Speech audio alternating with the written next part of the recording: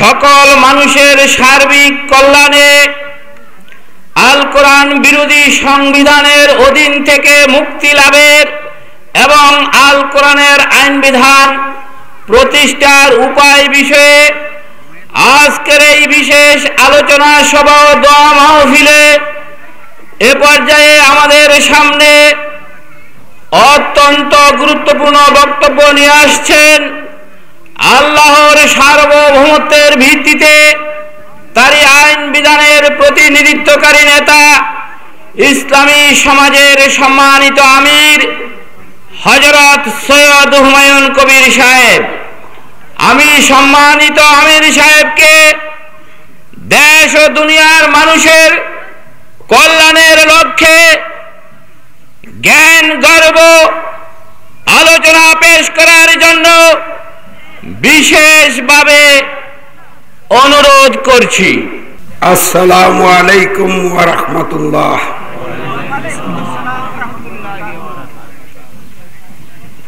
আমরা শুরুতে মহান রব সার্বভৌম ক্ষমতার একমাত্র মালিক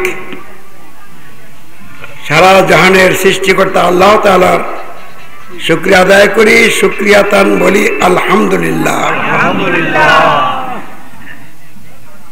রাসূল করিমের উপর দুরূদ পাঠ করি সাল্লাল্লাহু আলাইহি ওয়াসাল্লাম। কল্যাণ ও শান্তি বর্ষিত হোক আল্লাহর রাসূল হযরত মুহাম্মদ সাল্লাল্লাহু আলাইহি ওয়াসাল্লামের সকল অনুসারী নারী পুরুষ ইমানদার ভাই বোনদের উপর, উপস্থিত অনুপস্থিত দেশবাসী বিশ্ববাসী সকল মানুষ জাহিলাতের রীতিনীতি কোরআন বিরোধী নিয়ম কানুন আইন বিধানের জগদ্দল পাথর থেকে মুক্তি লাভ করে আল্লাহ প্রদত্ত কল্যাণকর পরিপূর্ণ একমাত্র সংবিধান আল কোরআনের অধীনে আল কোরআনের বিধান মেনে চলার মাধ্যমে দুনিয়ার জীবনে কল্যাণ শান্তি লাভ করুক, আখিরাতের জীবনে জাহান্নামের কঠিন শাস্তি থেকে রক্ষা পেয়ে চিরসুখের স্থান জান্নাত লাভ করুক। আল্লাহ সকলকে এই লক্ষ্যে কবুল করুক, বলেন আমিন।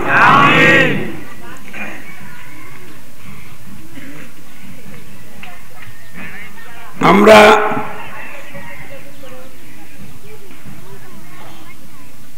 অল্প সময়ে গুরুত্বপূর্ণ কিছু কথা বলবো, তারপরে ইফতার দিয়ে আমরা সম্মানিত মেহমানদেরকে বিদায় করবো ইনশাআল্লাহ। যারা ভলান্টিয়ার ভাই আছেন তারা এখন থেকে আধা ঘন্টার মধ্যেই ইফতারি নিয়ে মাঠে হাজির হয়ে যাবেন, কারণ আমরা মাইকে বলে দিয়েছি যে আমাদের পুরুষদের মাহফিল বিশেষ আলোচনা সভা ও দোয়া মাহফিল 2টা থেকে শুরু হবে আর 4:30টায় শেষ হয়ে যাবে। তাহলে কথা এবং কাজে আমাদের মিল রাখা দরকার। এই জন্য এলাকার যুবক ভাইদের দৃষ্টি আকর্ষণ করছি, আপনারা হয়তো দোকানপাটে বসে আছেন, আপনারা আর দেরি না করে এই 2-4-5 মিনিটের মধ্যেই মাঠে চলে আসেন।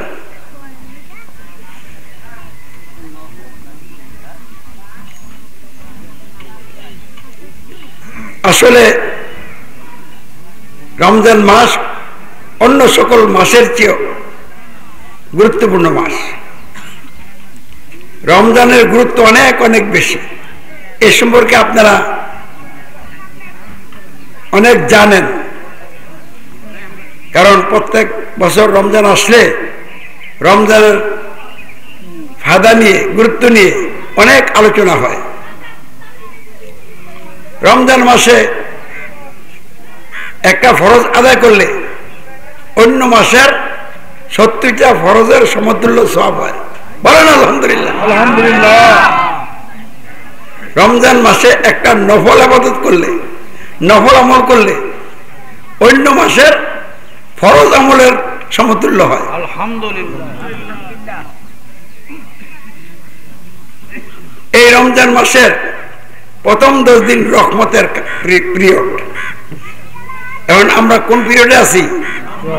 রহমতের যে একটা পিরিয়ড, প্রথম 10 দিন এর মধ্যে আছি।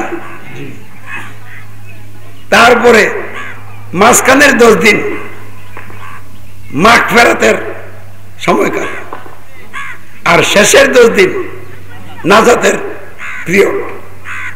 তাহলে রহমত, মাগফিরাত, নাজাত। আমরা কি চাই? রহমত চাই, মাগফিরাত চাই, নাজাত চাই।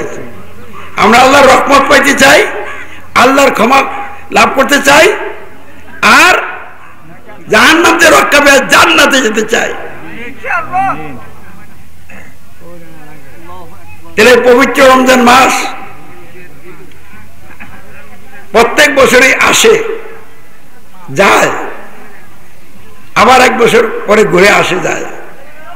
কিন্তু আমরা এই রমজান মাসের গুরুত্ব কি আসলে বুঝি? রমজান মাসের এত গুরুত্ব কেন? এই মাসটা এত মূল্যবান মাস কেন? এটা একটা কারণ আছে না নাই? কারণটা কি? আল্লাহ বলেন, বিসমিল্লাহির রহমানির রহিম, শাহরু রমাদান আল্লাযী উনজিলা ফীহিল কুরআনু হুদাল লিন-নাস ওয়া বাইনাতিন মিনাল হুদা ওয়াল ফুরকান। রমজান মাস সেই মাস যেই মাসে আল কোরআন নাজিল করা হয়েছে মানব জাতির হেদায়েতের জন্য। আর এই আল কোরআন হচ্ছে সত্য এবং মিথ্যার স্পষ্ট পার্থক্য নির্ণয়কারী কিতাব। আল কোরআন বলে দিবে কোনটা ঠিক, আল কোরআন বলে দিবে কোনটা বেঠিক। আল কোরআন যেটাকে ঠিক বলবে, সারা দুনিয়ার মানুষ এটাকে বেঠিক বললে এটা বেঠিক হবে না, এটাই সঠিক হবে, ঠিক হবে। আল কোরআন যেটাকে বেঠিক বলবে, সারা দুনিয়ার সকল মানুষ একত্রিত হয়ে যদি বলে ঠিক, আল্লাহ বলছে বেঠিক, লোকেরা বললো কি ঠিক, তাহলে লোকদের এই বলার কারণে কি হবে না? ঠিক হবে না। তাহলে সত্য মিথ্যার মাপকাঠি হচ্ছে আল কোরআন।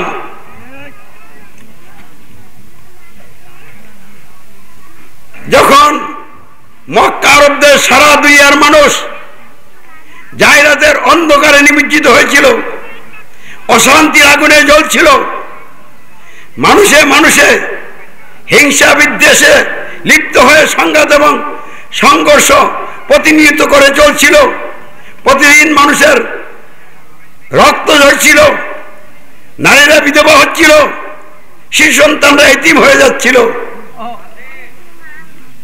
জ্যান্ত মেয়েদেরকে কবর দেওয়া হতো। একজন গর্ভবতী মহিলা যখন তার ডেলিভারির সময় গড়িয়ে আসত, তখন তারা গর্ত খনন করে ফেলত। কারণ যদি কন্যা সন্তান হয় তাহলে গর্ত খনন করতে তো সময় লাগবে, তাহলে আগেই গর্ত খনন করে রাখি। ডেলিভারি হওয়ার সাথে সাথে যদি দেখি কন্যা সন্তান, কাল বিলম্ব না করে গর্তের মধ্যে ফেলে তাকে চাপা মাটি দিয়ে ফেলবো। তাহলে নারী জাতি সম্মানের জাতি। আমরা মানুষ মায়ের পেট থেকে বেরিয়ে আসছি। প্রথম দুজন মানুষ আদম এবং হাওয়া, তারা মা বাপ ছাড়া জন্ম গ্রহণ করেছে, আল্লাহ ডাইরেক্ট তাদেরকে বানাইছেন। কথা আছে, আল্লাহ রাব্বুল আলামিন বিভিন্ন জাতের মাটি দিয়া 7 হাত লম্বা 7 হাত পাশ একটা মূর্তি বানিয়েছিলেন, এবং এই মূর্তির মধ্যে রূহ ফুঁকে দিলেন। এখন সে মানুষ হিসেবে দাঁড়িয়ে গেল। বলুন আলহামদুলিল্লাহ। আল্লাহ সার্বভৌম ক্ষমতার মালিক, তিনি তার সার্বভৌম ক্ষমতার বাস্তব প্রকাশ ঘটিয়েছেন। মা বাপ ছাড়া একজন মানুষকে পয়দা করলেন, অতঃপর আদমের বাম পাজরের একটি বাঁকা হাড় থেকে হাওয়া আলাইহিস সালামকে সৃষ্টি করলেন। এই দুজন মানুষকে আল্লাহ রেখে দিলেন জান্নাতে। বললেন খাওয়া দাওয়া ফুর্তি করো, কিন্তু এই গাছের নিচে যাও না। আর ইবলিশ পিছনে লাগলো এবং কুমন্ত্রণা দিতে দিতে শেষ পর্যন্ত আদম এবং হাওয়াকে এই গাছে নিয়ে বিভ্রান্ত করার যখন তারা অপতৎপরতা চালালো, আর আদম আলাইহিস সালাম যখন সাময়িক সময়ের জন্য আল্লাহর এই নির্দেশের কথা ভুলে গিয়েছিলেন, ওই গাছের নিচে গেলেন, ফল খেলেন, তখনই আল্লাহ বললেন তোমরা আর জান্নাতে থাকার উপযুক্ত নও। তখন আল্লাহ রাব্বুল আলামিন এই দুজন মানুষকে নামিয়ে দিলেন কোথায়? দুনিয়ায়। তাদেরকে রাখছিলেন কোথায়? জান্নাতে। তাহলে জান্নাত হলো মানুষের বাড়ি, বাসস্থান। পথ ভুলে কেউ যদি জান্নাতে যেতে না পারে, সে এমন ক্ষতির মধ্যে নিমজ্জিত হবে, কপাল পোড়া হতভাগা, তার মতো আর কেউ হবে না। আপনারা কি এই ধরনের কোন কপাল পোড়া হতভাগার দলভুক্ত হতে চান? কারা কারা চান না হাত তোলেন। হ্যাঁ মহান রব, তোমার এই বান্দারা জান্নাতে বঞ্চিত হতে চায় না, তারা ক্ষতির মধ্যে থাকতে চায় না, তারা জান্নাতি মেহমান হয়ে জান্নাতে যেতে চায়, তোমার মেহমান হতে চায়। তাদেরকে তুমি তোমার মেহমান হিসেবে কবুল করো, আমিন।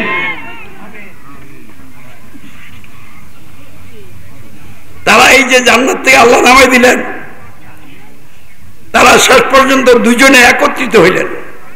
কোথায় একত্রিত হইলেন? দুনিয়ার কোন জায়গায়? দুনিয়ার কোন জায়গায়? বাংলাদেশে আরাফাতের ময়দানে।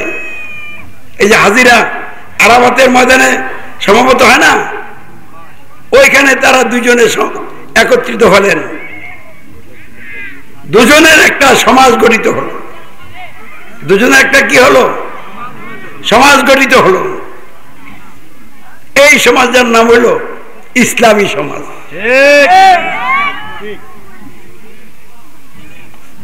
কারণ আদম আলাইহিস সালাম ছিলেন আল্লাহর প্রথম নবী এবং রাসূল। তিনি আল্লাহর বিধান নিজে মেনে চলেছেন। আল্লাহর বিধান দিয়ে তার বিবিকে পরিচালনা করেছেন। তার সন্তান যারা জন্মগ্রহণ করেছিলেন, এই সন্তানদেরকে এবং তার নাতি নাতনিদেরকে আল্লাহর বিধান দিয়া পরিচালনা করেছিলেন। অতএব আদম আলাইহিস সালামের নেতৃত্বে গঠিত এবং পরিচালিত সমাজ ইসলামী সমাজ, আলোকিত সমাজ। জোরে সরে বলুন আলহামদুলিল্লাহ। তাহলে শুরুতে মানুষের সমাজ জাহিলাতের অন্ধকারে নিমজ্জিত ছিল না, মানুষের উত্থান হয়েছে আলোকিত সমাজের মাধ্যমে, ইসলামের বিধিবিধান মেনে চলার মাধ্যমে, আল্লাহর রহমতের মধ্যে। কিন্তু পরবর্তীতে বিভিন্ন সময়ে ইবলিসের চক্রান্তের শিকার হয়ে মানুষ বিভ্রান্ত হয়ে ইসলাম থেকে বিচ্যুত হয়ে শিরক এবং কুফরিতে লিপ্ত হয়েছে। আর আল্লাহর বিধানের বিপরীত মানুষের রচিত নিয়ম কানুন জাহিলাত মেনে দুনিয়ার জীবনে দুর্ভোগ এবং অশান্তিতে কাল কাটেছে। আর আগাতের জীবনে জাহান্নাম হয়ে গেছে তাদের নিশ্চিত ঠিকানা। আজ থেকে 1400 বছর আগে 610 খ্রিস্টাব্দে, কত খ্রিস্টাব্দে? 610।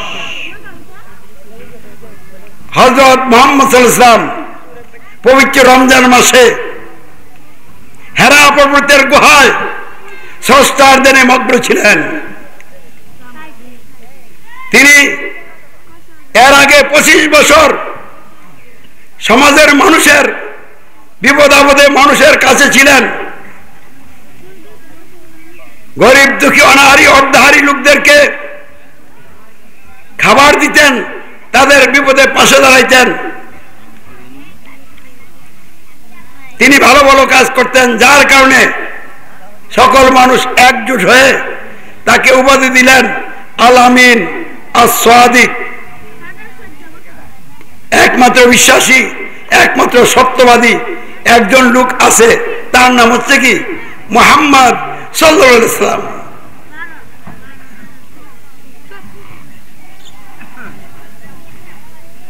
তিনি দীর্ঘ 25 বছর চেষ্টা করে দেখলেন সমাজের অবস্থা ভালো হচ্ছে না, মারামারি বন্ধ হচ্ছে না, গোত্রে গোত্রে মারামারি, কোবাকুবি, খুনাখুনি চলছে, যে জানতো এদেরকে কবর দিয়ে ফেলা হচ্ছে, বহু রকম অনিয়ম মানুষের জীবনকে গ্রাস করে ফেলেছে। কিভাবে এর থেকে বাঁচা যায়, কি করলে কি এই সমস্যা মানুষের জীবন থেকে দূর হবে, এই করতে যায় তিনি তার বুদ্ধির আলোকে দীর্ঘদিন চেষ্টা করার পর ফলাফল মিলিয়ে দেখলেন সমস্যার সমাধান হচ্ছে না, আরো খালি বেড়ে যাচ্ছে। তখন তিনি বুঝে পারলেন, কি বুঝে পারলেন, আমার নিজের বুদ্ধি দিয়া এই মানুষের সমস্যাগুলির সমাধান হবে না। যিনি আমাদেরকে সৃষ্টি করেছেন সেই সৃষ্টিকর্তার নিকট অবশ্যই একটা গাইডলাইন আছে, ওই গাইডলাইন না পাওয়া পর্যন্ত সমস্যার কোনো সমাধান হবে না। তাই তিনি মানব জীবনের সমস্যাগুলির সমাধানের জন্য হেরা পর্বতের গুহায় স্রষ্টার ধ্যানে মগ্ন হয়ে এমন ভাবে স্রষ্টাকে আঁকড়ে ধরলেন, তুমি যদি কল্যাণের বিধান না দাও আমি আর এখান থেকে যাব না। দীর্ঘ 5 বছর, মতান্তরে 3 বছর এক নাগারে হেরা পর্বতের গুহায় নিজের বুদ্ধির আলোকে স্রষ্টাকে স্মরণ করতে থাকলেন। আর একটা দীর্ঘ কাল পরেই, আজ থেকে 1400 বছর আগে 610 খ্রিস্টাব্দে পবিত্র রমজান মাসের কদরের রাত্রিতে আল্লাহর ফেরেশতা জিবরাইল আমিন, ওহী বহনকারী ফেরেশতা ওই হেরা পর্বতের গুহায় হাজির হয়ে গেলেন। বলুন আলহামদুলিল্লাহ। ফেরেশতা হাজির হয়ে রেশমি রুমালে লেখা ছিল, ইকরা বিসমি রাব্বিকাল্লাযী খলাক, খলাকাল ইনসানা মিন আলাক, ইকরা ওয়া রাব্বুকাল আকরাম আল্লাযী আল্লামা বিল কলম আল্লামাল ইনসানা মা লাম ইয়ালাম। পড়ো তোমার রবের নামে, যিনি সৃষ্টি করেছেন, যিনি মানুষকে সৃষ্টি করেছেন জামাত বাঁধা রক্তের এক পিণ্ড হতে। পড়ো আর তোমার রব বড় অনুগ্রহশীল, যিনি কলমের সাহায্যে জ্ঞান শিক্ষা দিয়েছেন, যিনি মানুষকে এমন জ্ঞান শিক্ষা দিয়েছেন যা সে জানতো না। ঘটনা ঘটে গেছে, বুঝছেন কি ঘটে গেছে? মুহাম্মদ যে আল্লাহর সর্বোচ্চ নবী এবং রাসূল প্রকাশ হয়ে গেছে। আল্লাহ ওহীর মাধ্যমে তাকে যে একটা বিশাল বড় কাজের জন্য, মানবতার কল্যাণের জন্য, মুক্তির জন্য, সঠিক পথ প্রদর্শনের জন্য বাছাই করেছেন, এই কাজ শুরু হয়ে গেছে। তাহলে পবিত্র রমজান মাসে কদরের রাত্রিতে আল কোরআনের সূরাতুল আলাকের প্রথম 5টি আয়াত অবতীর্ণ হওয়ার মধ্য দিয়ে মানব জাতির জন্য কল্যাণকর এবং পরিপূর্ণ সংবিধানের যাত্রা শুরু হয়ে গেছে। 23 বছরে পরিপূর্ণতা লাভ করেছে। বলুন আলহামদুলিল্লাহ।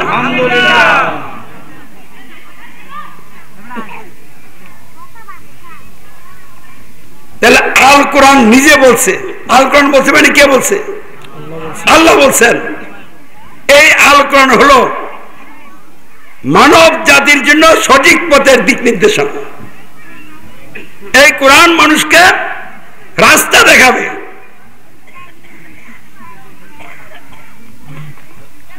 এই কোরআন থেকে গাইডলাইন পাইয়া আল্লাহ রসুলের সাহাবীরা আবু জাহেলের তন্ত্র, বাপদাদার দিন ধর্ম থেকে বের হইয়া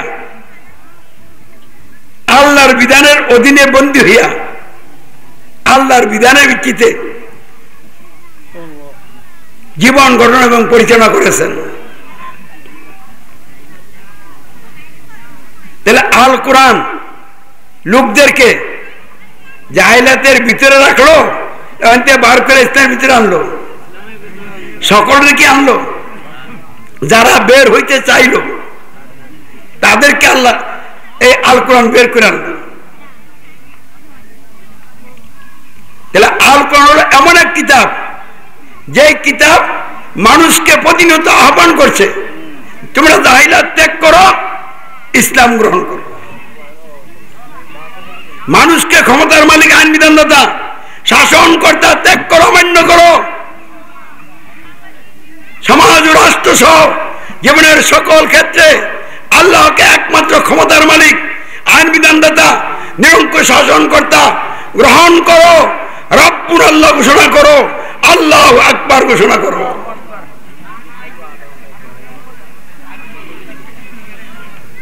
তোমরা মানুষের দাসত্ব, মানুষের আইনে আনুগত্য, গাল্লার উপাসনা ত্যাগ করো। সমাজ ও রাষ্ট্র সহ জীবনের সকল ক্ষেত্রে দাসত্ব, আইনে আনুগত্য, উপাসনা একমাত্র আল্লাহর গ্রহণ করো এবং আশহাদু আল্লা ইলাহা ইল্লাল্লাহ সাক্ষ্য অঙ্গীকার দাও।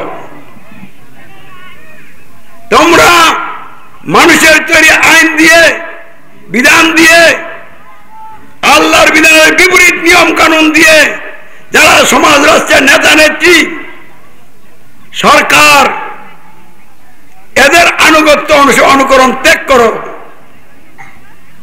আর হযরত মুহাম্মদ সাল্লাল্লাহু আলাইহি ওয়াসাল্লাম আল্লাহর রাসূল, তোমরা তার শর্তহীন আনুগত্য গ্রহণ করো এবং সাক্ষ্য অঙ্গীকার দাও, আশহাদু আন্না মুহাম্মাদার রাসূলুল্লাহ সাল্লাল্লাহু আলাইহি ওয়াসাল্লাম। তাহলে কোরআন এই রাসূলের সাহাবীদেরকে কোরআন বিরোধী নিয়ম কানুন থেকে বের কইরা কোরআনের অধীনে আসিলনি।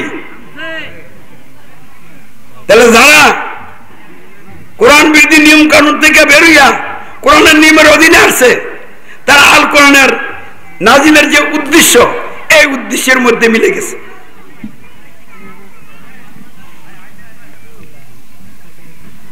এই কোরআন কেন নাজিল হয়েছে এই ব্যাপারে আল্লাহ বলেন, বিসমিল্লাহির রহমানির রহিম, কিতাবুন আনজালনাহু ইলাইক লিতুখরিজান নাসা মিনাজ যুলুমাতি ইলান নূর বিইজনি রাব্বিহিম।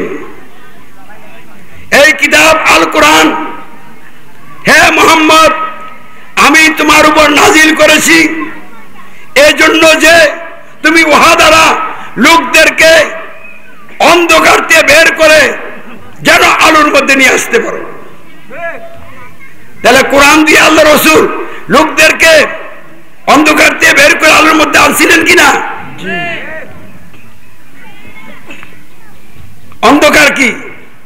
জুলমাত, আরবিতে হলো জুলমাত, বাংলা কি? অন্ধকার। কিন্তু অন্ধকার কি? ওযুর মধ্যে দোয়া আছে, কি আছে? আল ইসলামু নূরুন ওয়াল কুফরু জুলমাতুন। ইসলাম হলো নূর, আলো, আর কুফর হলো অন্ধকার। কুফর কি?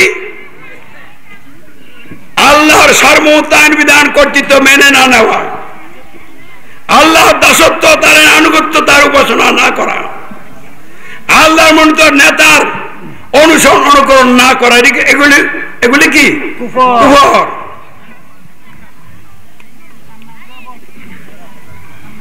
সম্মানিত আমার বন্ধুরা, পবিত্র রমজান মাসে ইফতারের আগ মুহূর্তে আমরা আজকের এই বিশেষ আলোচনা সভা এবং দোয়া মাহফিলে উপস্থিত হতে পেরেছি। আল্লাহ আমাদেরকে আসার তৌফিক দিছে, যার কারণে আমরা এই সুন্দর কথাগুলি বলার এবং শোনার সুযোগ পাইছি। বলুন আলহামদুলিল্লাহ।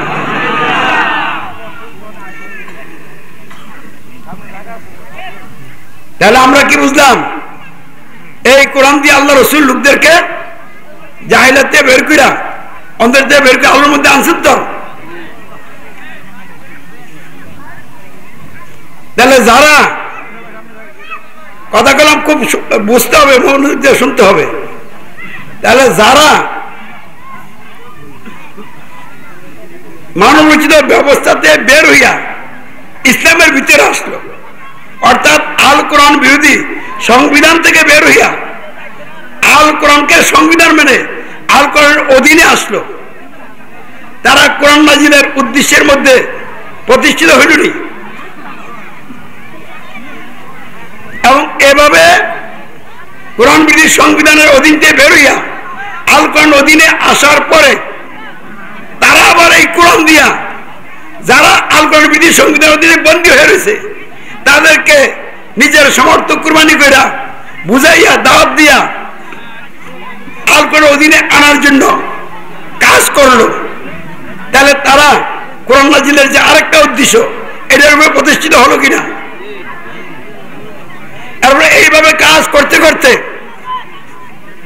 একটা দল গঠন করলো, ইমানদার সৎকর্মশীল, ইমানের পরীক্ষা দিয়া তারা আল্লাহর প্রিয় বান্দা হওয়ার জন্য, বান্দি হওয়ার জন্য এগিয়ে চললো। গালি শুনলো, মার খাইলো, জেল ছিল বুক করলো, সবর করলো, ক্ষমা করলো, দরদ পরা মন নিয়ে দাওয়াতি কাজ চালিয়ে গেল। প্রতিটি কাজে আল্লাহর উপর সন্তুষ্ট থাকলো।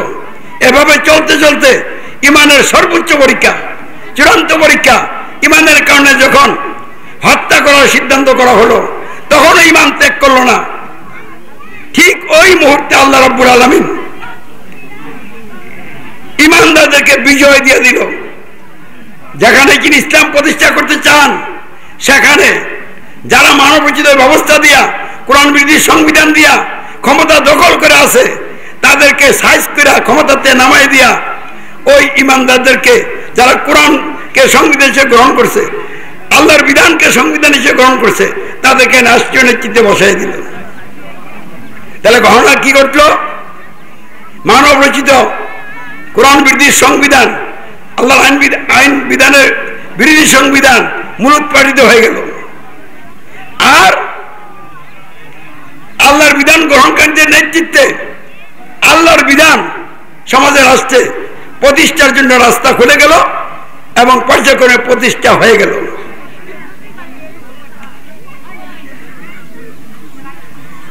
তাহলে কোরআন নাজিলের যে আরেকটা উদ্দেশ্য, হুয়াল্লাযী আরসালা রাসূলাহু বিল হুদা ওয়া দীনিল হাক্কি লিইয়ুযহিরাহু আলাদ দীনি কুল্লিহি ওয়ালাউ কারিহাল মুশরিকুন। তিনি সেই সত্তা যিনি তার রাসূলকে পথ নির্দেশ, সঠিক পথের দিক নির্দেশনা এবং সত্য দিন ইসলাম দিয়ে পাঠিয়েছেন, যাতে করে ইসলাম বিরোধী যত দিন আছে ওইসব দিনের উপরে এই সত্য দিনকে বিজয়ী করে দেন। এতে ইসলাম বিরোধী দিনের ব্যবস্থার ধারক বাহক অনুসারী মুশরিকরা যতই অপছন্দ করুক না কেন। কোরআন নাজিলের উদ্দেশ্য হলো আল্লাহর আইন বিরোধী যত আইন আছে মানুষ বানাইছে, এইসব আইন সমাজ রাষ্ট্র থেকে, মানুষের জীবন থেকে, অফিস আদালত থেকে হটাইতে হবে। আর কোরআনের আইন, ইসলামের আইন মানুষের জীবনে চালু করতে হবে। এটা কোরআনের উদ্দেশ্য। বুঝাইছে? তাহলে এই তিনটা উদ্দেশ্যের মধ্যে যারা কোরআনকে বুঝে শুনে এগিয়ে যাচ্ছে তাদের আলহামদুলিল্লাহ বলা দরকার, কারণ তারা আল্লাহর রহমতে ছায়ার নিচে আছে। আমরা ইসলামী সমাজ, আল কোরআন বিরোধী সংবিধান বাংলাদেশে গণতন্ত্রের মাধ্যমে যেটা রচিত হয়েছে, প্রতিষ্ঠিত হয়েছে, এটাকে আমরা ত্যাগ করছি, অমান্য করছি এবং আল কোরআনকে আমরা সংবিধান হিসেবে গ্রহণ করছি। আমরা অন্ধকার থেকে বের হয়ে আলোর ভিতরে আসছি। কোরআন নাজিলের উদ্দেশ্যের সাথে আমরা আমাদের জীবনকে মিলিয়ে দিচ্ছি। এরপরে জাল জুলুম নির্যাতন ভোগ করার পরও দাওয়াতি আন্দোলন আমরা বন্ধ করছি না। বহু মানুষ বহু রকমের গালমন্দ করতেছে, আমরা থেমে যাচ্ছি না। আমরা এগুলিকে নিয়ে কোনো চিন্তাও করছি না। কে কি বললো, যে যা বলে বলুক, এগুলি আমাদের আলোচনার বিষয় না। আমরা লোকদের কল্যাণে দরদ ভরা মন নিয়ে দাওয়াতি কাজ চালিয়ে যাচ্ছি। তাহলে ইসলাম প্রতিষ্ঠার কাজে আমরা পিছাই নাই, এগিয়ে যাচ্ছি, দিন দিন আগাচ্ছি। তাহলে কোরআন নাজিলের উদ্দেশ্যের সাথে ইসলামী সমাজের যাবতীয় কাজ আল্লাহর রহমতে মিলে গেছে। এই জন্য ইসলামী সমাজে আসা যাবে, এই ইসলামী সমাজ থেকে আর যাওয়া যাবে না। অন্ধকার দিয়ে বেরিয়ে আলোর মধ্যে আসলাম, আবার আলো থেকে কি অন্ধকারে যাব? যাওয়ার প্রশ্নই আসে না। কথা বুঝতে পারতেছেন কিনা? এখন প্রশ্ন হলো, আমরা ইসলামী সমাজ ছাড়া বাংলাদেশে আরো দল আসেনি? কি কি দল আছে? জামাত ইসলামী, গণতান্ত্রিক দল আছে। গণতান্ত্রিক দল আছে না নাই? আছে। যেমন আওয়ামী লীগ, বিএনপি, জাতীয় পার্টি, জাসদ, বাসদ, এগুলো হলো কি গণতান্ত্রিক দল। আর কি আছে? ধর্মভিত্তিক গণতান্ত্রিক দল। আওয়ামী লীগ, বিএনপি, জাতীয় পার্টি এরা ধর্মভিত্তিক গণতান্ত্রিক দল না, এরা খাস গণতান্ত্রিক দল। আর বাংলাদেশ জামাত ইসলামী, ইসলামী আন্দোলন বাংলাদেশ, আরো যত ইসলামী দল আছে গণতন্ত্রের অধীনে থেকে দল করে, এরা হলো ধর্মভিত্তিক গণতান্ত্রিক দল, এরা ইসলামী দল নয়। কারণ তারা আল কোরআন বিধি সংবিধান যেটা সমাজে আছে প্রতিষ্ঠিত আছে এটাকে অমান্য করে নাই। এই সংবিধানে তারা আনুগত্য অস্বীকার করে নাই। তারা এই সংবিধান যারা নেতা সরকার তাদের আনুগত্য অস্বীকার করে নাই। তারা এই গণতন্ত্রের সংবিধান মেনে নিয়েছে। এই গণতান্ত্রিক সংবিধানের আনুগত্য স্বীকার করে গণতান্ত্রিক সরকারের অধীনে তারা জীবনযাপন করছে। ফলে তারা কোরআন বিধি সংবিধানের অধীনে বের হইয়া আল কোরআনের অধীনে আসে নাই। এবং তারা লোকদেরকে গণতন্ত্র ত্যাগ করে ইসলাম গ্রহণের দাওয়াত দিচ্ছে না। তারা লোকদেরকে ডেকে গণতন্ত্রের অধীনে জোট ভোটে নিয়ে যাচ্ছে।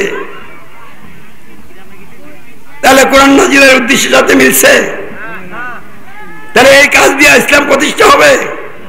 জাহিলা চেপে বসবে। অর্থাৎ স্পষ্ট কথা হলো, ইসলামী সমাজ ছাড়া বাংলাদেশ কোন, সৌদি আরব কোন, পৃথিবীর কোথাও কোরআনের উদ্দেশ্যের সাথে মিলে যাওয়া দল আর নাই। এই জন্য এই বাংলাদেশের মুসলিম পরিচয় দানকারী লোকদেরকে অবশ্যই ইসলামী সমাজের সাথে কাঁধে কাঁধ মিলাইয়া ইসলাম প্রতিষ্ঠার কাজ করতে হবে। এবং সেই লক্ষ্যে আমরা রাস্তা তৈরি করছি। ইনশাআল্লাহ আগামী দিনগুলোতে যত দল এখন দেখতেছেন না, সব ভেঙ্গে চুরমার হয়ে যাবে। এমনকি সেনাবাহিনীর চেইন অফ কমান্ড ভেঙে যাবে। পুলিশ তো আদামরা হয়ে গেছে। আল্লাহর এই জমিনে শয়তানি তন্ত্র মন্ত্র লাগবেন না। এবার ইসলাম প্রতিষ্ঠার যুগ এসে গেছে। ইনশাআল্লাহ কোরআন নাজিলের উদ্দেশ্যের সাথে যাদের কর্মকাণ্ড মিলে যাবে তাদেরকে আল্লাহ ইসলাম কায়েম করাবেন। দুনিয়ার কোন শক্তি ঠেকিয়ে রাখতে পারবে না। সম্মানিত উপস্থিতি, আমার প্রিয় বন্ধুরা, কথা ঠিক রাখতে হবে। এই জন্য আজকে সব আলোচনা করে আপনাদেরকে বুঝিয়ে ফেলতে পারবো না। বুঝাইতে দেরি হইতে পারে, কিন্তু বুঝবে না মানুষ এমন না, বুঝবেই। যদি আপনারা না বুঝতেন, এই দেশের মানুষ না বুঝতো, আমি রাজপথে ঢাকায় গণতন্ত্রের বিরুদ্ধে যে মিছিল করেছি, যে স্লোগান দিয়েছি, লোকেরা না বুঝলে তো আমার ঠেকাইতো। কেউ ঠেকানোর জন্য আসতেছে না। কেউ কেউ ভোট নষ্ট হচ্ছে মনে করে একটু জয়লা বেরা মরতেছে, কিন্তু সামনে আসা কেউ কথা বলার সাহস নাই। কারণ গণতন্ত্র এবং গণতন্ত্রের সংবিধান এটা কোরআন বিরোধী তন্ত্র, কোরআন বিরোধী সংবিধান। আপনারা কি কোরআন বিরোধী সংবিধানের অধীনে বন্দী হয়ে জীবনযাপন করবেন? আপনারা কি কোরআন বিরোধী সংবিধানের অধীন থেকে বের হবেন না? বের হবেন তো? কারা কারা কোরআন বিরোধী সংবিধান থেকে বের হবেন একটু হাত তুলে দেখান তো।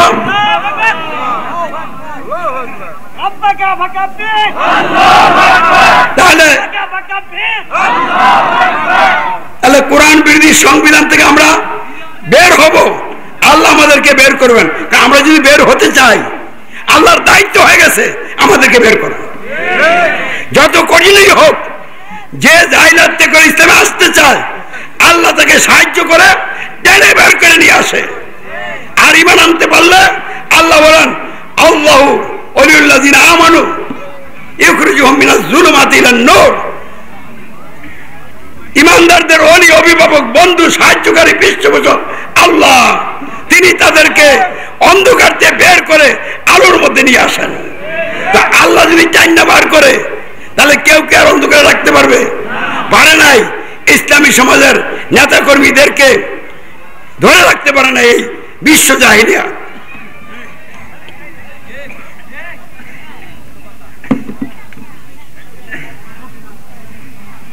আল কোরআন বিধি সংবিধান থেকে আমরা মুক্ত হইতে চাইলে একটাই পথ, ইসলামী সমাজে যোগ দিতে হবে। ইসলামী সমাজে যদি যোগ দিয়ে এলাম, তাহলে আল কোরআন বিধি সংবিধান থেকে আপনি কি হয়ে গেছেন? মুক্ত হয়ে গেছেন। এরপরে আল কোরআনের বিধান প্রতিষ্ঠা কিভাবে হবে? এই যে আমরা গণতান্ত্রিক জাহেলি সমাজ ভাঙছি, ইসলামী সমাজ গড়ছি। আমাদের যে লোকগুলি, এগুলি আকাশ থেকে নাজিল হয়েছে, ভিন্ন দেশেতে আমদানি হয়েছে। এই দেশেই যারা গণতন্ত্র করত, তারাই তো বেরিয়ে আমাদের সাথে আসছে।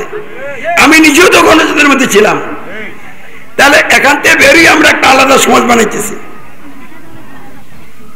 এবং এই সমাজ আন্দোলনের কাজ থেমে গেছে না আগাইতেছে? প্রতিদিন নতুন নতুন লোক যোগদান করতেছে, নারী পুরুষ যোগদান করেছে। আপনারা এখানে যে সমবেত হয়েছেন, মহিলা তো এর চেয়ে বেশি সময় এর যোগ দিছিল। তাহলে শুধু পুরুষরা না, নারীরাও এগিয়ে আসছে কিনা? তাহলে বোঝা গেল যে জাহেলি সমাজ ভেঙ্গেই তো আমরা এই সমাজ বানিয়েছি। এই নিয়ে রাষ্ট্রীয় ক্ষমতা যারা আছে, তারা যদি আমাদেরকে সহ্য করতে না পারেন, আমাদের বিরুদ্ধে যদি তারা তাদের শক্তি সামর্থ্য, লাঠি ছোট অস্ত্র যা আছে এটি লইয়ার নামে, আর আমরা মহান রবকে তাদের বিরুদ্ধে রাজপথে নামাই দিব। কেমনে নামাই দিব? আল্লাহ বলছে, তুই এটা করবি, আমি নেমে যাব। তা আমি ওইটা করব, আল্লাহ কি করবেন? আল্লাহ তো ওয়াদা দিয়েছে আমি নামবো, তাহলে নেমে যাবে। এরপরে সব কিনে সাইজ করে ইমানদারদের বিজয় দিয়ে দিবেন। তাহলে জাহাল নেতা যারা, তাদের নেতৃত্বে পতন ঘটবে, ক্ষমতাচ্যুত হবে, আর ইমানদাররা নেতৃত্বে চলে আসবে। এখন ইসলাম কায়েম হয়ে যাবে, আল্লাহ চালু হয়ে যাবে। আল্লাহ কবুল করে বলেন আমিন। তাহলে এখন